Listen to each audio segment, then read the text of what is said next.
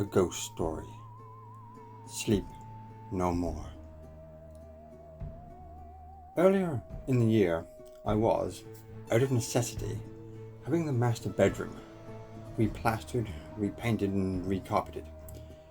In order for this work to be undertaken, I had to relocate the room's entire contents into the smaller one I used as an office.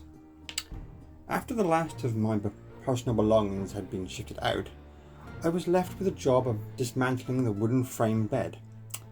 Before this could be done, I had to remove the discoloured cardboard boxes stored under it.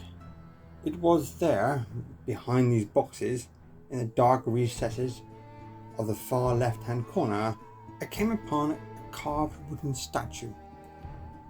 It was of a hunched, mummified figure, wearing what appeared to be a thick, hooded cloak of animal fur.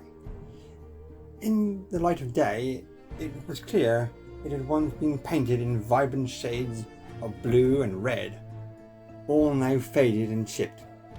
It stood approximately 10 centimeters high, with its arms crossed over his chest as if it had been freshly exhumed from an Egyptian sarcophagus. But this was no ancient pharaoh.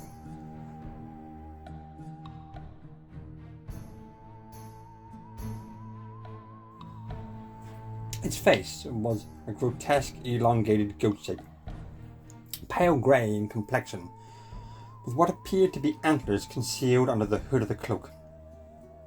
Its eyes and mouth were shut, frozen in an unnerving expression of malevolent content. Bones protruded from the intricately detailed wrappings that covered the body. An entire arm was exposed, its hand evidently once grasping a staff or crook, long lost to the black hole of bedroom detritus. How it got there, I have no idea. I don't recall purchasing it myself. It could have been there since I moved in, for the bed was in the same location I inherited it. I placed the figure on my makeshift bedside table in the box room, thought nothing more of it, and proceeded with the remaining removal work required.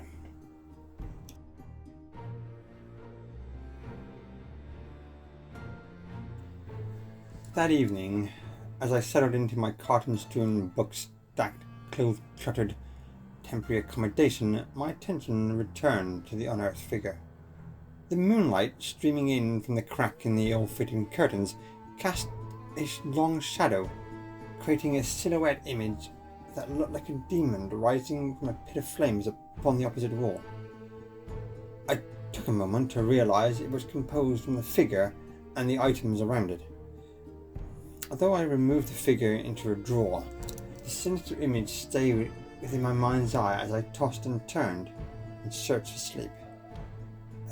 I felt like I was sleeping on a suspended rock-filled mattress that would swing with any sudden movements they made, throwing me off into the void of darkness below. I gripped the bedsheets as I gazed up at the spinning ceiling, searching in vain for sleep as the clock ticked down the night.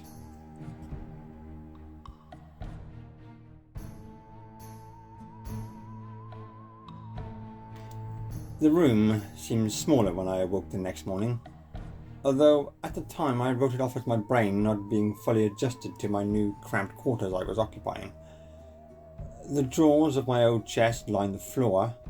My bookcase, empty of books, blocked one of the doors to the fitted double wardrobe in the room. The other door was obscured behind boxes containing the books for the bookcase. I was sure, as I could be, that it was 6 steps from the edge of the bed to the door of the spare bedroom. Now it appeared to be only 3.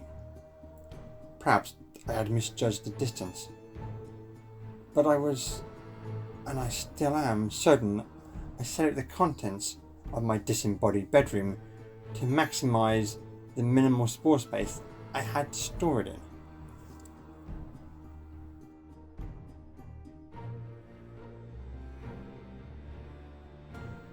I must have absentmindedly and half awake, removed the figure from the drawer when I opened it to retrieve a pair of socks that morning, for it was back on the bedside table that evening when I went to bed.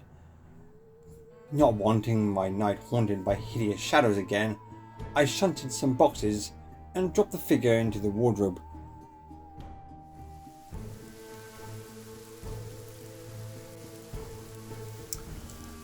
It had rained all the following day, and it was dark long before dusk. The relentless bad weather showed no signs of abating as I prepared for bed. The raindrops, driven by the wind, sounded like fingers drumming upon the window. As the night progressed, the drumming droplets marched to a menacing beat, intercut with high-pitched scratching as if a cat was clawing at the glass.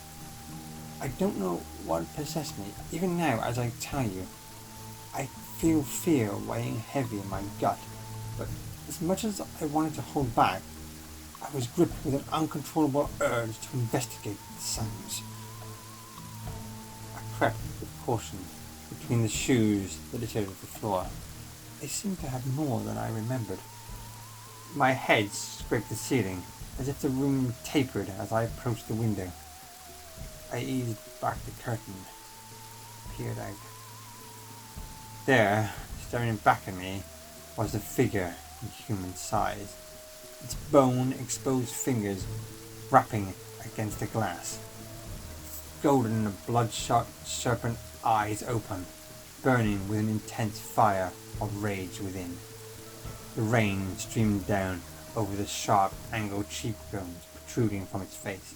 Its jaw clicked as it moved in extraordinary unnatural angles as it shouted words I could not make out.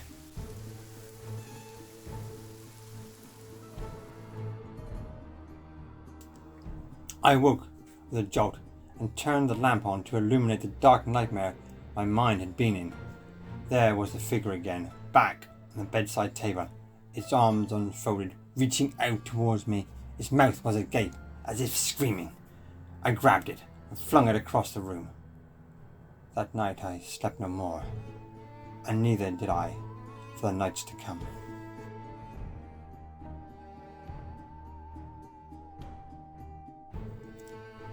At the end of the week, drained of energy, muscles knackered with exhaustion, and in much need of sleep, I went to bed early. As I sat reading, the cold wind slammed into my back. A shiver gripped my spine and rapidly expanded out across my body, turning my feet to blocks of ice. Shivering beneath the hot, clammy cotton sheets, I got out of bed to find a pair of bed socks and put on my dressing gown for extra warmth. I was returning when something scurried across my feet. It was larger than a spider, but smaller than a rat. I saw a shadow dart under the bed. With apprehension, caution, and a torch, I scanned the underside of the identical wooden bed to my own. The void beneath was conspicuously empty. Within the dust-covered abyss, I heard her voice. The words whispered and crackled, as if a low-volume gramophone was stuck. Return me! Return me! As I pulled myself out of the underside of the bed, the voice faded away. I once more found the figure on the bedside table. Again, it had changed configuration. Now it stood on its knees in a crooked pose, begging, looking at me with a pleading expression.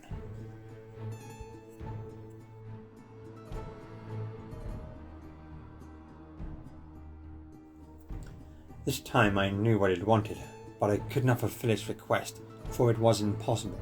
The bed it wished to be returned under was in planks upon the floor around me. I placed the figure with them.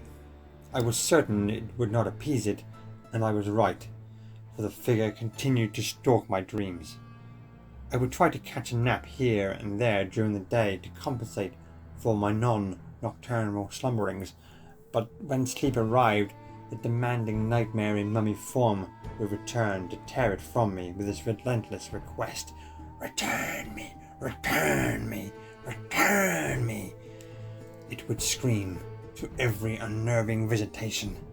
I had disrupted its eternal rest, so now I too would sleep no more.